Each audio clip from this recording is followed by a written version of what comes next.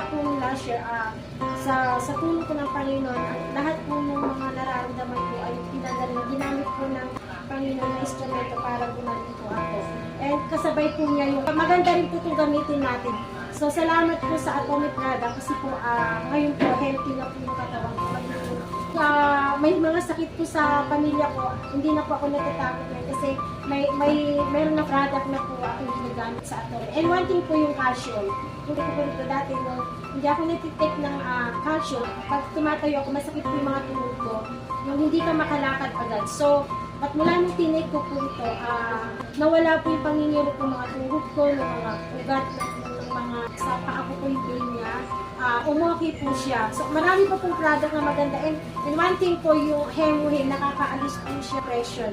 Yung mga taong nawawala po sa sarili, kaya din po niya. Sana po, subukan po niyo nang makita po kung gaano siya kahusay. Gumagaling ka na, nakakatulong ka na sa tao, kumikita ka pa. So, maraming salamat po and God bless po sa inyo lahat.